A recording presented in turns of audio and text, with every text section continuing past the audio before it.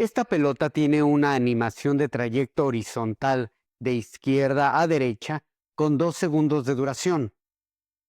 En su opción de ruta le pusimos ninguna.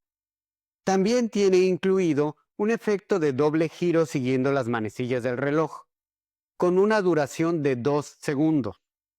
Y le pusimos un trigger que indica que inicie su ruta cuando la línea de tiempo inicia. Veámoslo.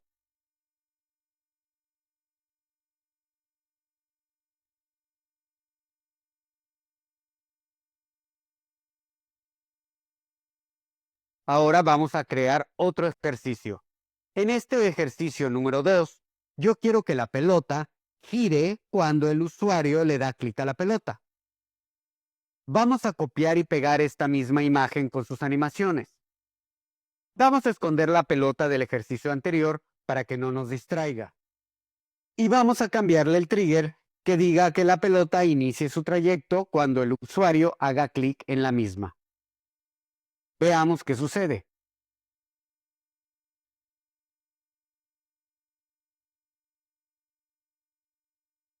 Como ven, al iniciar la línea de tiempo, la pelota gira sobre su propio eje y al darle clic, tiene un trayecto de forma estática, no gira, y por lo tanto no es lo que queremos que haga.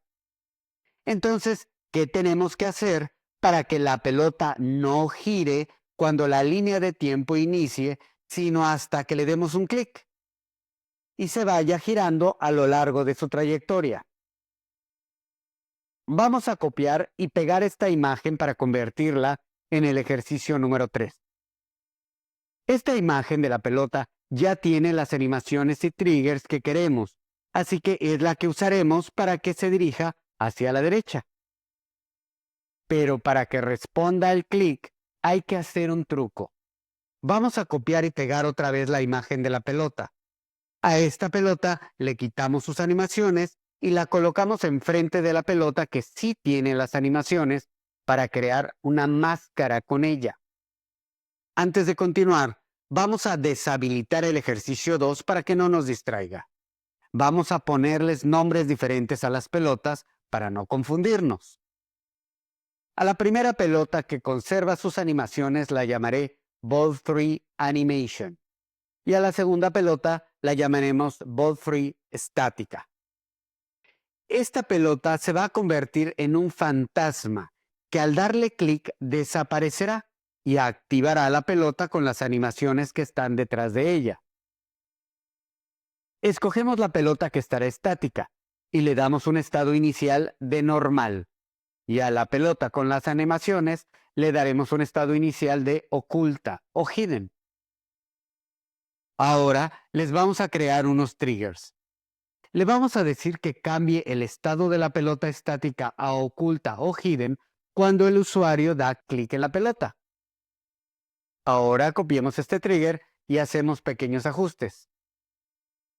Le decimos que cambie el estado de la pelota con las animaciones a normal cuando el usuario da clic en la pelota estática.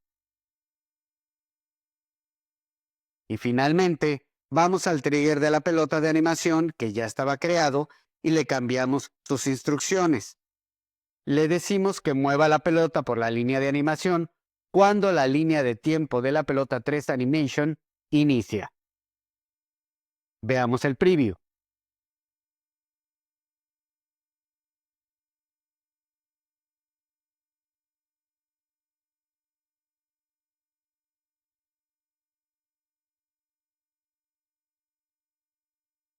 Y de esta manera es como moveremos la pelota en nuestro proyecto. Regresemos al mismo.